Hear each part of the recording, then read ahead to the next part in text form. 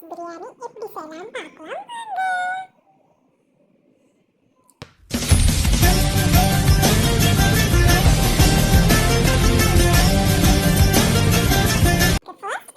வாங்க. அதுல ஒரு குக்கர் வச்சுக்கோங்க. குக்கர் ஹீட் ஆன பிறகு அதுல கொஞ்சமா ஆயில், தேவைப்பட்டா நீங்க கீ கூட ஆட் பண்ணிக்கலாம். நாங்க ஆயில் மட்டும் யூஸ் பண்ணிக்கிறோம். ஆயில் நல்லா ஹீட் ஆனதுக்கு அப்புறமா ஹோல் ஸ்பைசஸ் பட்டை, லவங்கம், கிராம்பு, சோம்பு இதெல்லாம் ஆட் பண்ணிக்கோங்க. இதெல்லாம் ஆட் பண்ணி நல்லா ஃப்ரை பண்ணதுக்கு அப்புறமா ஒரு கொத்து கருவேப்பிலை ஆட் பண்ணி பண்ணதுக்கு அப்புறம் கருவேப்பிலை நல்லா பொரிஞ்சதுக்கு அப்புறமா ஒரு 2 பெரிய வெங்காயத்தையும் நல்லா ஸ்லைஸ் பண்ணி ஆட் பண்ணிக்கோங்க. இது நல்லா ஃப்ரை ஆகட்டும்.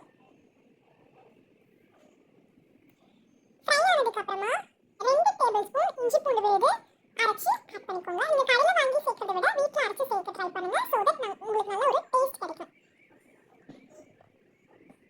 இஞ்சி பூண்டு பேஸ்டோட பச்சை வாசனை போற வரைக்கும் நல்லா வதக்கி விடுங்க. நல்லா இந்த மாதிரி பச்சை வாசனை போனதுக்கு அப்புறமா 3 மீடியம் சைஸ் தக்காளி இந்த மாதிரி ஸ்லைஸ் பண்ணி அதையும் ஆட் பண்ணிக்கோங்க. இதையும் நல்லா சேர்த்து வதக்கி விடுங்க.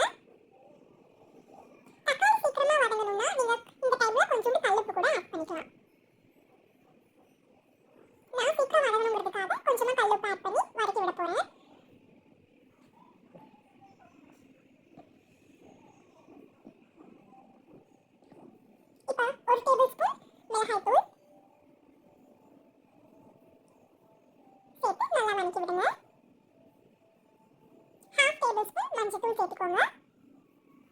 இதையும் நல்லா வதக்கி கொடுங்க. and 1 tablespoon மல்லித்தூள். இது மூணுமே சேர்த்து நல்லா மிக்ஸ் பண்ணிக்கோங்க.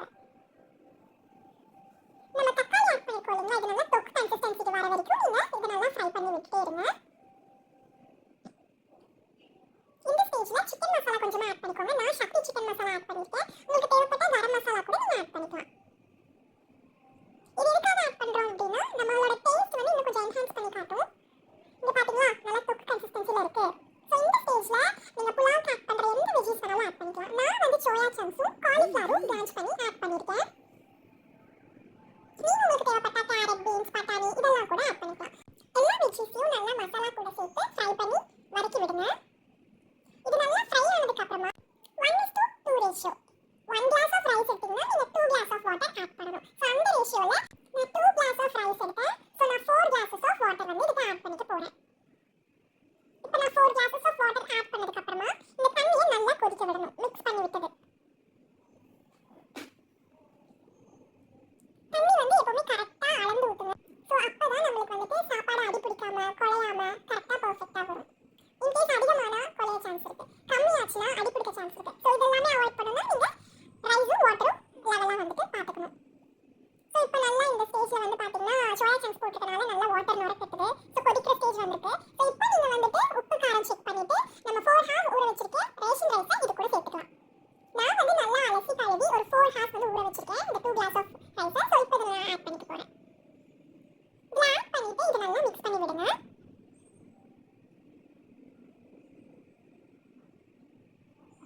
நல்லா தண்ணி ரைஸ் எல்லாமே ஒன்று சேர நல்லா கிளறி விடுங்க. நம்ம இந்த பாஸ்மதி ரைஸ் மாதிரிலாம் ரைஸ் உடஞ்சிருமே அப்படிலாம் பயந்து கிளற தேவையில்லை. நம்ம நார்மலாக எப்பவும் போல கிளறி விடலாம். இந்த ஸ்டேஜ்ல ஒரு கை கொத்தமல்லி வந்துட்டு சேர்த்துக்கோங்க. கொத்தமல்லி சேர்த்தீங்கன்னா கொஞ்சம் வாசமா இருக்கும். இதுக்கு புதினா சேர்க்கணும் அப்படிங்கிற எந்த நீடும் இல்லை. உங்களுக்கு தேவைப்பட்டுச்சுன்னா இந்த புதினா கூட சேர்த்துக்கலாம்.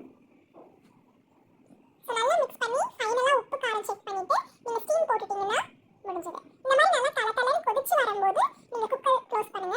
அப்புறமா விசில் போடுங்க. குக்கரை ப்ராப்பரா செட் பண்ணிட்டு விசில் எல்லாம் போட்டதுக்கு அப்புறமா உங்களோட ஃப்ளேமை வந்துட்டு மீடியமா வச்சுக்கோங்க. ஹை ஃப்ளேம்லயும் இருக்க கூடாது, லோ ஃப்ளேம்லயும் இருக்க கூடாது. ஃப்ளேம் வந்துட்டு மீடியமா ஏற மாதிரி பாத்துக்கோங்க. 4 to 5 விசில்ஸ் விட்டீங்கன்னா போதும். அதுக்கப்புறம் நீங்க விசில் ஃபுல்லா ஆஃப் ஆன பிறகு மட்டும்தான் உங்களோட குக்கரை நீங்க ஓபன் பண்ணணும். விசில் ஸ்டீம்ல இருக்கும்போது நீங்க ஓபன் பண்ணீங்கன்னா நல்லா இருக்காது. இப்போ பாருங்க விசில்லாம் ஃபுல்லா போய் 4 விசில்ஸ்க்கு அப்புறமா நான் குக்கர் ஓபன் பண்ணிருக்கேன். சாப்பாடு எவ்வளவு சூப்பரா இருக்குன்னு பாருங்களேன்.